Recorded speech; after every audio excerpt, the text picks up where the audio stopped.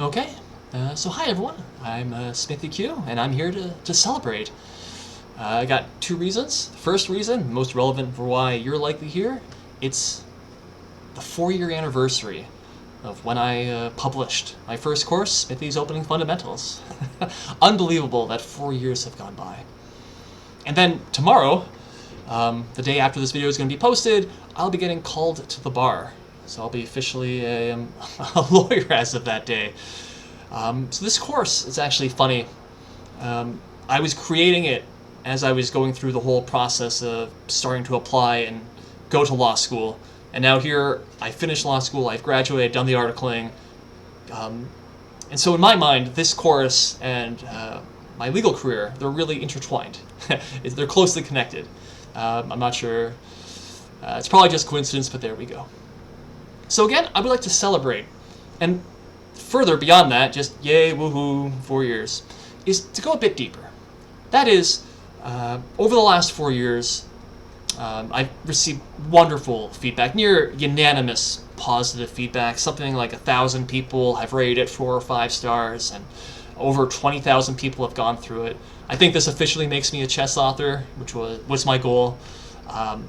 Absolutely thrilled. That said, with the benefit of hindsight, there are a few things I would have done differently. And it's a bit... so let's change that now. The 2 things I would do. First, I give you the principles in this course, but I don't really tell you a blueprint on move 1, on move 2, what you should do. What should your setup be? And, well, let's fix that. Right now, I will give you, kind of the ideal setup, as I remember that I was taught when I was a beginner. And then second, once you have all your pieces developed, what do you do next? That's, of course, the idea for the middle game.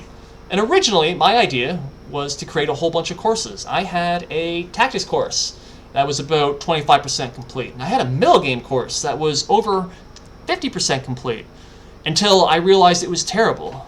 It wasn't up to the standard. It wasn't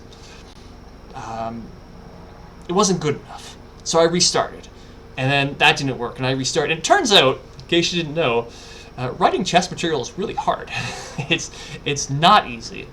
And so sort of my dream of creating a whole fundamental series is basically on hold for right now. So I'm going to try and do in this video what I could not do with the courses. And that is, I'm going to give you the setup, and then I'm going to try and give you at least some ideas to guide your middle game. I can't tell you everything about the middle game, but similar to how the opening course gave you not necessarily a series of moves, it wasn't theory, it was rather a way to think about the opening, base principles. I'm going to try and do the same with the middle game, what I consider to be the 3 most important principles to guide your thinking. And then finally, I will share a game that'll hopefully highlight everything, tie into a nice little package, and then off we go. If you are intermediate and advanced, I thank you so much for all your support. You probably won't get a heck of a lot out of this video, but again, thank you so much. If you're in that beginner intermediate range, specifically that mushy middle where you're not quite a beginner, but you're not fully intermediate yet, hopefully this will help. So, let's dive into the chessboard. Here we go. So, as we know our base principles at this point. We want to develop our pieces, control the center, we want a castle. And that can actually give us sort of the idea, if you will, of a certain setup. If you were to look at this in a vacuum where we just imagine black does absolutely nothing, what's the best way for white to set up their pieces? It'd be something like this. We've got both pawns in the center, we've safely castled, we've got all of our minor pieces out, specifically, all these pieces can get there in one move. They're all in the center. They're all aiming through the center. And then finally, we've got our queens and rooks connected. Everything is good. I was taught this exact ideal setup, and I've seen variations on this with the bishops in slightly different spots, but this is kind of what you're going for. And once you know this, the first few moves of the chess game are actually really, really easy. All right, we go back to move 1. You're going to put a pawn in the center. I don't care if you play d4, I don't care if you play e4, you put one pawn in the center. And then it's really simple. If black doesn't stop us, black plays something silly, you put both pawns in the center. Black plays this, you put both pawns in the... If black does this, you put... See, it's super simple. If black doesn't stop, you put both pawns in the center. And then the next step is, after you've got both pawns in the center, is we want to develop our pieces. I'm just going to make some random moves for black. In general, the knights, 95% of the time, are perfect here. And you can just sort of place them there with very little thought. It's a very rarely a mistake, especially this knight. This knight basically lives on f3, knight and c3 very, very often.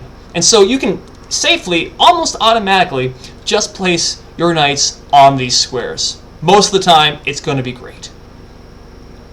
Where things get a little bit different is with the bishops. And this is always where I've had a problem with the ideal setup. Because, in truth, there is no one universal spot where a bishop is always best placed. This is because chess is a two-player game. We need to react to what our opponent is doing. So let me back up. This will hopefully really give a clear example. If you look at the Lichess database, if you were to look at this position among intermediate beginner players, people under 1800, I believe the second or third most common move is actually this, c5. It's not a great move, but there we go. Well, putting our bishop on this square is absolutely perfect, and it makes the most sense. Why? Because it's simply slicing through the position. It's in the center. No other square does as much. It's attacking f7. If you've gone through my course, you know that some f7 sacrifices might already be brewing in the air. Absolutely ideal square. If you develop your bishop there, A+, 100%. But what's funny is a very similar position. If again, you look at the Lichess database, not just Blitz, all time controls, 1800 and under, second most common move is bishop c4. And at first glance, it looks basically the same thing. Bishop, it's the most active square, staring at f7, everything looks good. You can imagine f7. No, we can't. Because as soon as e6 is played, it's blunting this bishop. This bishop, we don't know if the bishop wants to be there anymore. Because it's only staring at pawns, and worse, we can just imagine, something like this. Well, our bishop's attacked, our bishop has to move again. It's actually black that has two pawns in the center, and things have gone wrong for white. So when it comes to developing our bishops, let me back up. There's this old adage, which I did not include in my course, knights before bishops. The idea is, again, we know the knight wants to be here. This knight almost certainly wants to be there. We don't know where this bishop wants to go. If black were to play, this is actually a very ugly move, well, we know, as we just saw, the bishop wants to be here. But if black is playing e6, or if black is playing a6 with the idea of going to play b5 next, we probably don't want our bishop here. And it's absolutely fine. It is 100% fine to simply place your bishops on, behind your pawns. And so we can imagine, let's just do this. We'll just imagine something like this.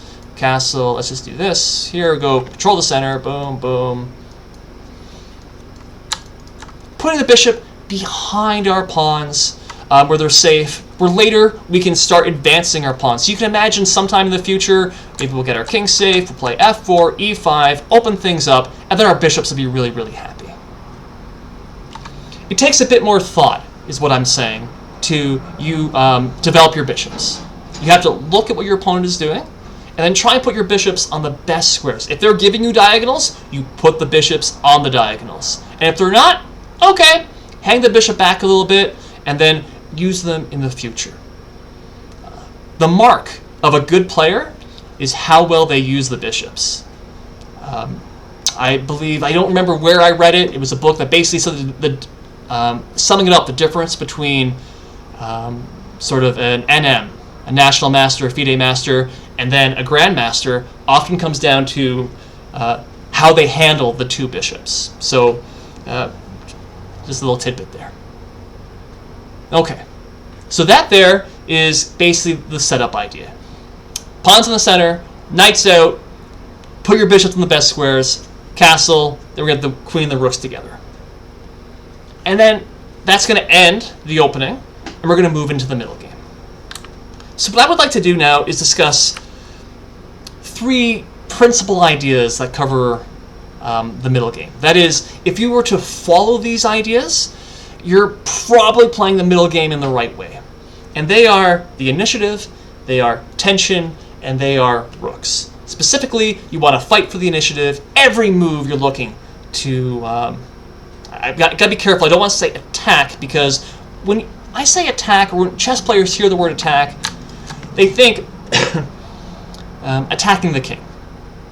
That's just the way it is. Attacking the king certainly is fun, but it can also include attacking weak squares, attacking pawns, attacking loose pieces, attacking the queen side. All these things are possible. And this is where I like the idea of the initiative, where you're calling the shots. And first, let me just back up. If I were to describe the chess game, do you know the tug of war?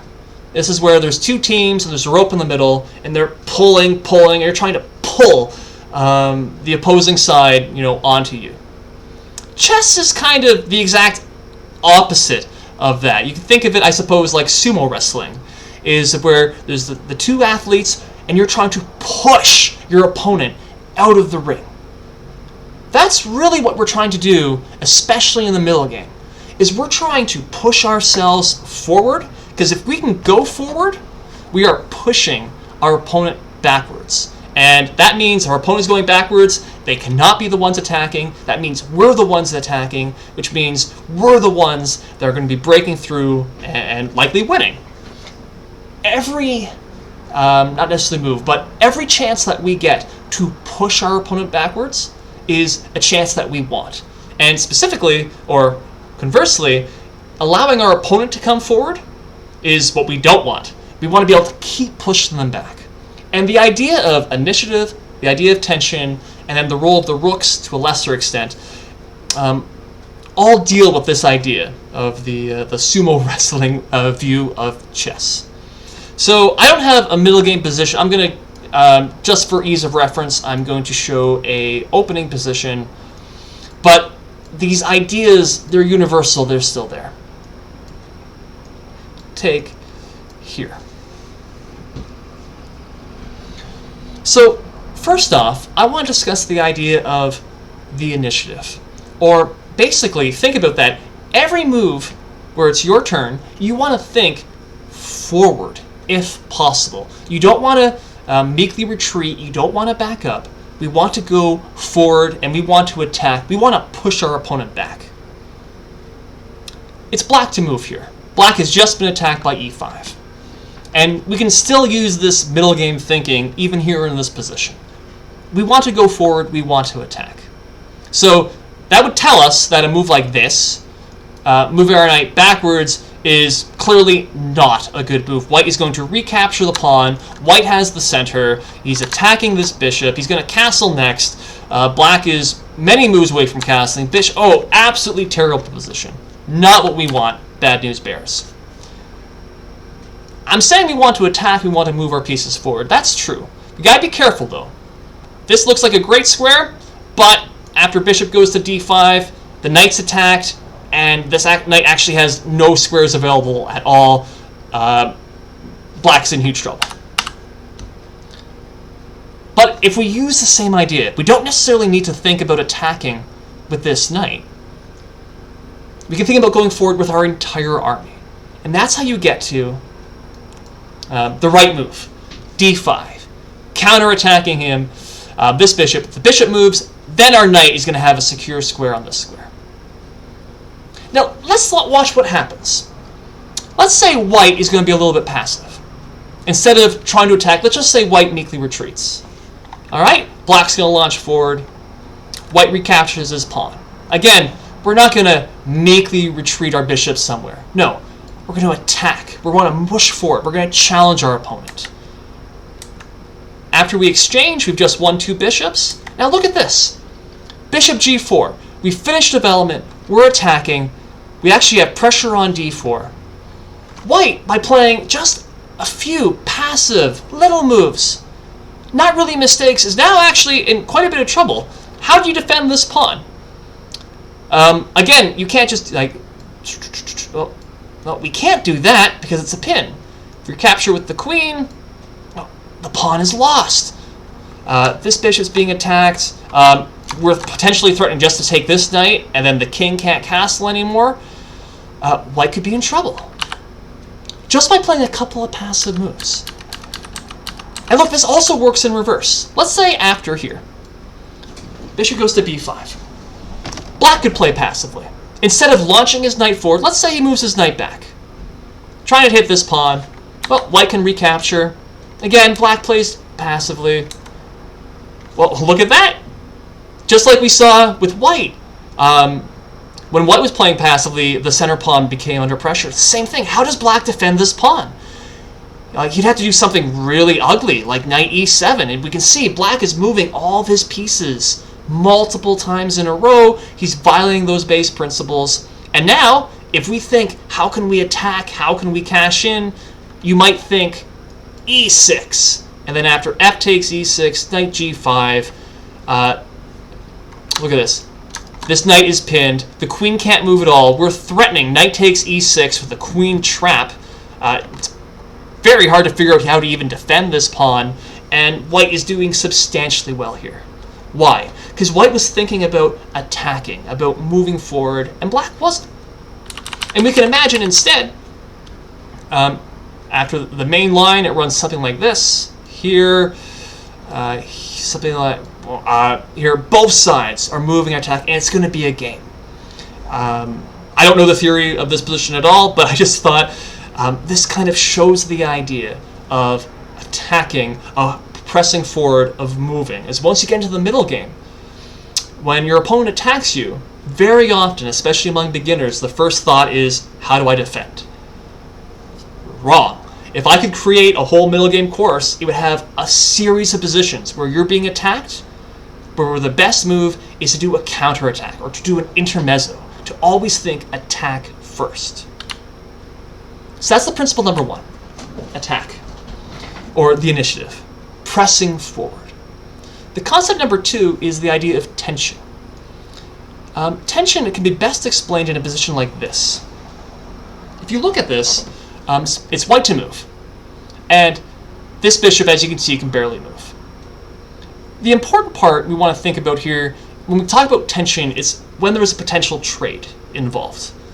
Here, white has the option of taking this pawn, black has the option of taking this pawn. Look what happens if white were to take. Take, take. Well, now this bishop, which used to be crappy, is now super happy. And let me just shift back and forth. Before, after. Before. In both instances, it's white to move. But because white has released the tension, white exchanged the pawns, black's position has gotten better. Not white's. White's position is identical. The only difference is that this bishop, which before had one square, now has a complete happy diagonal. And let's back up. Let's look at the opposite. Let's say we played knight c3, and now it's black's turn to move, and black took. Take, take. Same thing. Before the exchange, after the exchange. What's different? Well, the difference is that white's knight has gone to a really good square in the center of the board, and black has done absolutely nothing. Time and time again, experience has shown that the side that makes an exchange, just for the sake of making an exchange, there's no further follow-up, it's just exchange for an exchange, the other side is doing well. Let me share with you the most common line. Maybe it's the second most common line. It's one of the most common lines in Live Chess Blitz with the Scotch game. Take, take. Where black then is going to make this unprovoked exchange on d4. Let's look at that again. Before the exchange, after the exchange. What's different? Well, in black's position, black is simply losing a knight, and white's queen is now dominating the board, looking everything. It's so many arrows, it's hard to draw correctly. And many people think, aha, the queen's out early. But how are you going to attack it? This knight, it's not over here. Are you really going to spend 2 moves to make the queen move once? Is that a good idea? Are you going to try and do something like b6 to play bishop c5? So you can just hang this pawn, whoops. Or, you know, maybe this is even funnier, where we're threatening mate and we're threatening the rook. Releasing the tension, making unnecessary exchanges, makes your opponent more active. You can think about it. After this exchange, we're letting white bring the queen forward. We're not pushing white back. No, we're actually allowing. If anything, you're pulling white forward. That's not what we want as black. As white, we absolutely love it. And I can tell you I've played this opening as white many times, even as high as 2200 live chess blitz, and I still see this 10 to 15% of the time. People release the tension. And if they do this here in the opening, they're going to do this in the middle game throughout. We don't want to release the tension. And then the final idea that I want to discuss is the idea of rooks. We're going to specifically look at, let's look at sort of this variation. I'm just going to bring some random moves on the board. And this is somewhat important because in my openings course, I basically discussed open positions with lots of pawn exchanges early on. What happens after something like this? This is a blocked position. And this is going to give, first off, the other chess rules still apply. We're still trying to attack. We're still trying to keep the tension. And the last idea here that I have is that we're going to want to try and bring the rooks in. Often, it's the side in the middle game that is using the rooks more, or that is using the rooks first, that is the side that's better. Time and time again, you look at a game that's decided by move 30, usually by move 20, one side has the rooks doing more than the other side, and there we go. And so that can actually help us in this position. So you're white, and you're thinking, how do we play? It's a block position. We need to get the rook into play. Now there's two ways you could do that. One is through a rook lift. So this is where you'd move the rook here, move the rook here, and you move the rook here, say, and then it's finally attacking something in the black position. This is possible. It doesn't make as much sense because, well, there's a whole bunch of pieces in the way. And further, we want to open lines. Rooks love open lines, bishops love open lines. And so one of the primary ways you can think, especially in a block position, is let's advance some pawns, let's trade some pawns, and that'll give us room for the rooks. So let me just get rid of these lines. And so, which pawns in particular? So we can see that none of these pawns can move, so you can't advance them. And the general rule states that you advance pawns on the side of the board where your pawns are facing.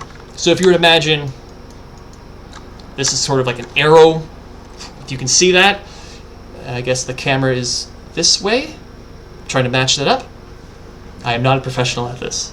I'm not a professional content creator. If the pawns are pointing that way, that tells us where we like to go. And we can imagine if this F pawn were to come all the way up here. In fact, let me just sort of put that on the board. Let's imagine that white does something like this. Let's just put some random moves on the board. Sure. Get that pawn going. And then let's say we get the exchange. Exchange, exchange. I drew a whole bunch of arrows. Let's get rid of them. Let's look what happened. Now, all of a sudden, this rook has something to do. It's attacking. By exchanging pawns, this bishop has somewheres it can go. This bishop has open lines. We can easily imagine develop these pieces, getting the rooks over, and we have something we can do. When we look back over here, it's not easy to see what to do. You look at this position, it's very, very obvious. And so what that tells us is that we want to, again, get our rooks involved, especially in these close type of positions, and that involves, or that means, looking for those pawn moves. Now this is a very fast way of just trying to introduce these. I don't want this to drag on forever. So let me show you a game where all of this is going to be in here. So let me just paste that in. Nope, did that not work? Paste the game. Oh, come on. All right, let's try this.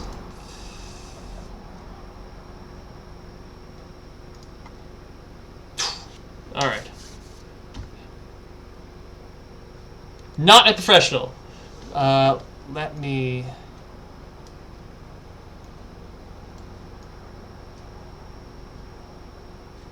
Close enough. So we're going to look at this from black's point of view. I'm going to go... Oh, look at this! Bishop c4. What would you do as black? e6, blunt that diagonal. Absolutely perfect. We actually covered that. And so what we're going to actually see here in this position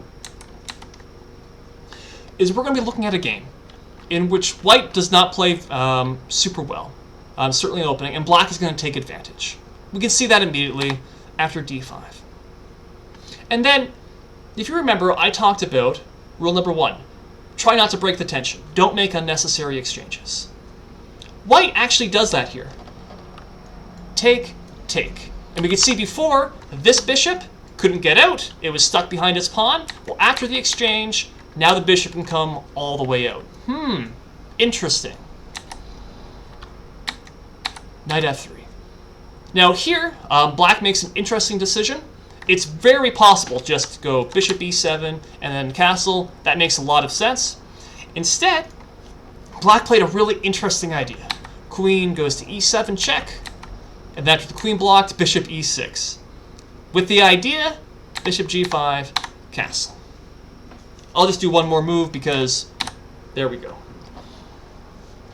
So we've reached a game. We're doing a little bit better. We're black because white's moved his pieces around. White's given us the center. But here we go. So now we can start be thinking about those middle game concepts, those middle games ideas. And again, what they are, it's the initiative, it's tension, it's bring the rooks into play. So what do we want to do? It's actually relatively simple. First move, h6. It's giving white a choice. Does white want to exchange his good bishop? Or is white going to retreat? Well, that lets us keep coming forward. And look at this. White's king is over on this side. And so what has black done? White has played h6. White has played g5. Black has played g5. Black has played knight goes to h5. And black is ready to attack, to push forward, to jump in. White ended up playing. Oh, I just gave something away. Darn it! Knight f3. Attacking the knight. Threatening an exchange. What should you do as black? The knee-jerk reaction is to exchange. But again, we don't want to just exchange for the sake of exchanging. That's breaking the tension. And further, it's against the rule that we had. We want to attack. We want to push forward. We don't want to take and then let the bishop come forward or let the queen come forward. I mean, sometimes we'll have to, but we don't necessarily need to do that in this position. Instead, how can we attack? That's what black was thinking. Black jumps in. Knight f4. Attacks the queen. A whole bunch of problems are going on. White took. And then instead of immediately recapturing, again, jumps forward. Oh my goodness. It's attacking this square after the queen moves. Then we recaptured. Look what's happened now. This pawn, it might look weak. But you can't take it because, well, this is hanging. There's also potential threats of this fork. That's not very good. And just further, it's more open lines for black's attack. And look at this. By moving the pawn, now this rook can slide over, and we're eyeing exactly the white king. Same thing. Queen can come to one of these squares. This pawn might jump forward. The knight might jump in. Black is attacking. Black is ready to do attack. That's the prime rule that we had, the initiative. Go forward. Where's white's attack? It's hard to even imagine, actually, how white can try to go forward without just wantonly sacrificing material. In the game, white played knight e2, seeking to exchange the good knight. Makes a lot of sense. So what should we do as black? I imagine at this point you're not thinking, let's not exchange just for the sake of exchange. Now again, sometimes you have to. Sometimes there's nothing else to do. But it should not be your default. You should be looking at other moves. How can I attack? How can I go forward? How can I punish my opponent? And if there isn't anything, okay, maybe I'll exchange. Queen goes to g5.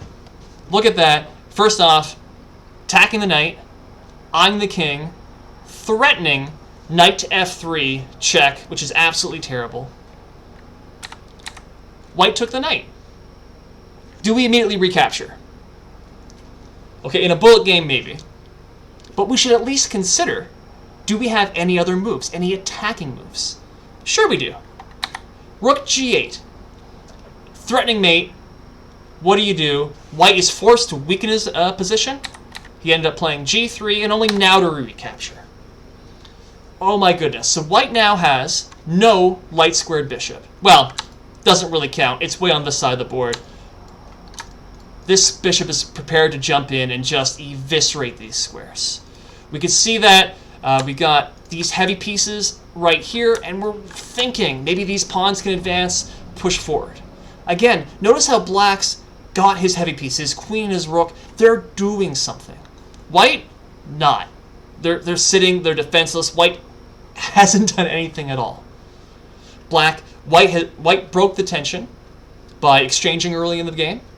Black has avoided breaking the tension. Black has not made those obvious captures and instead thought to attack, and black has an amazing position now. In the game, white played knight f3, attacks the queen. Queen moves over, attacks the knight. White won a pawn. Good job, white. Woohoo. But then after bishop to d6, we can see how all the pieces are going to eye. Even this rook could slide over. And this game isn't going to last very much longer.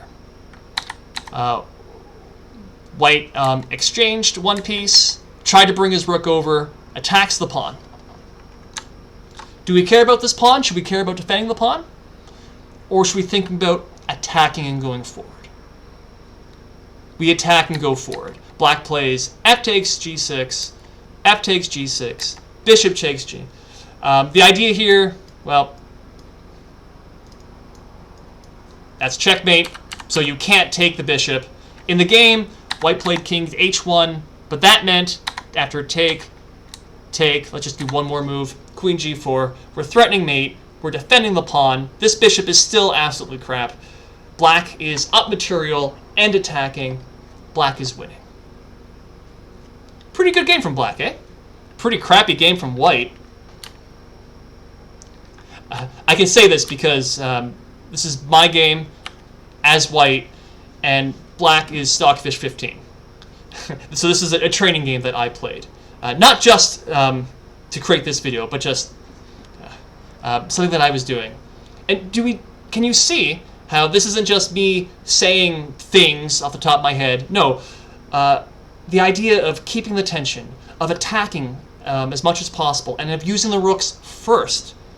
All of that explains basically the entire flow of the most powerful chess program against I like to think, a fairly good human, right?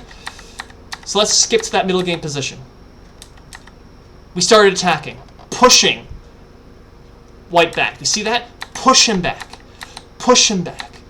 Knight comes in. Do we just exchange randomly? Do we break the tension? No. We think about attacking. Knight goes to f4, knight goes to d4, and in the end, after this, we're able to get right here, queen and rooks in first. And after this, it's really white that made all the exchanges. And what happened is that black had this perfect attacking option. Why? Because white broke the tension, black was thinking of attacking, black got his rooks in first. Black is a supercomputer, and white is a 2200 blitz player. All right, so yes, it's a mismatch, but these are the ideas that will propel you forward. So I hope that helps. I hope, again, that's not going to tell you everything about the middle game, but review a couple of your games. What are the most recent games that you've played? Look at them. See what the good moves are. See if that's, in the middle game, if that's following this idea of where you were attacking, of pushing your opponent backwards, where you weren't breaking the tension needlessly. In the games that you won, was it because you got your rooks in first? Were you using your rooks better than your opponent? And if you can focus on these types of things, I'm not going to say you'll become a middle game master or anything like that, but it'll give your middle game sort of a direction. And same thing, I gave you the guidelines at the beginning, sort of a blueprint: pawns, knights, get the bishops, castle, and then from there, it's like you're playing the middle game. You want to push your opponent back, don't break the tension, keep the tension, try to find ways to attack, get the rooks in. And that, in short, is how you play chess. So again, from the bottom of my heart, thank you everyone who's looked at the course, who's helped. There's some people who have given me donations. That's just unbelievable. The chess community really is an awesome, awesome place. Thank you so much. There probably won't be very much chess for me going forward, just because my life's about to get very, very busy. But it's been an absolute pleasure and absolutely honor. Thank you so much for everyone, for the kind words, and for allowing me to help guide some of you on this chess journey. So thanks for listening. How did I usually end these? Thanks for watching. Thanks for listening. Bye for now.